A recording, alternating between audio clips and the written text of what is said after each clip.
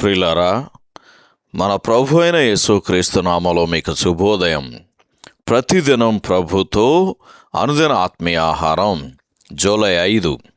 నేటి లేఖన పఠనం మత్తయి సువార్త 4వ అధ్యాయము 1 నుండి 11 వచనాలు. నేటి ధ్యాన లేఖనం మత్తయి సువార్త 4వ అధ్యాయము 1 వచనం. అప్పుడు యేసు అపవాది చేత శోధింపబడుటకు ఆత్మ వలన అరణ్యమునకు కొనిపోబడెను.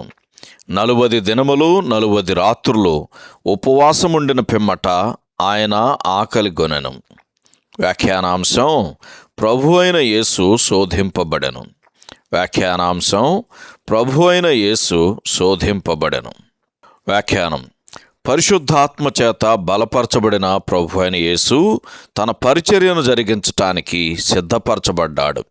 అయితే దేవుని ప్రతి సేవకుడి వలె ఆయన కూడా మొదట పరీక్షింపబడవలసి ఉన్నది.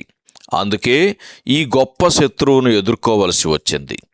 దేవుని వలన పంపబడిన ఈ మనిషిని విధేయత మార్గము నుండి తొలగింపచేయటానికి సాతానుడు 2 ప్రధాన వ్యూహాలను ప్రయోగించాడు. మొట్టమొదటిది, అతడు రహదారి మీద భయాన్ని కలుగజేసే అడ్డంకులను చూపిస్తాడు. క్రీస్తు విషయంలో, ముఖ్యంగా గెత్సెమనే తోటలోని వేదన అటువంటిదే. లేదా మరోవైపు అతడు దారి ప్రక్కన ఆకర్షణలను చూపిస్తాడు. అపవాది ఇక్కడ చేసింది ఇదే. అపవాది కీర్తన గ్రంథం 91వ కీర్తన 11 నుండి 12 వచనాలను ప్రస్తావిస్తూ తన పతనాన్ని సూచించే ఈ క్రింది వచనాలను చేర్చకుండా అతడు అన్ని జాగ్రత్తలు తీసుకున్నాడు. నీవు సింహములను నాగుపాములను త్రొక్కెదవు, కొదమ సింహములను భుజంగములను అణగద్రొక్కెదవు అనే మాటలను ప్రస్తావించకుండా విడిచిపెట్టాడు. ఈ మాటలలో ప్రస్తావించబడిన సర్పాన్ని గురించి స్త్రీ సంతానమైన క్రీస్తు దాని తలను చితకగొడతాడని ఆదికాండం 3వ అధ్యాయం 15వ వచనంలో ప్రవచింపబడింది. మొదటి ఆదామునకు ఏదెనులో ఏ కొదువ లేనప్పటికీ శరీరాశ, నేత్రాశ, జీవపు డంబము అనువాటి నుండి 3 అంతల ఓటమిని చవిచూచాడు.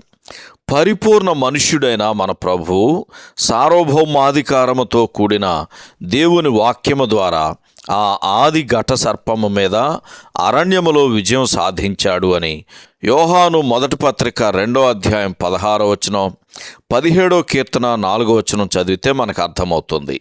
అంతేగాక తాను శోధింపబడి శ్రమ పొందెను గనక శోధింపబడు వారికి సహాయము చేయగలవాడై ఉన్నాడు అని హెబ్రీయులకు రాసిన పత్రిక 2వ అధ్యాయము 18వ వచనంలో చదువుతాము. సహోదరుడు జాన్ కోక్లన్ శుభములతో వందనాలు.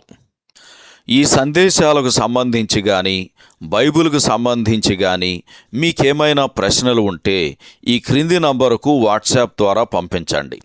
మీ ఆత్మీయ క్షేమాభివృద్ధి కోసం అనుభవజ్ఞుల ద్వారా జవాబులు అందించబడతాయి.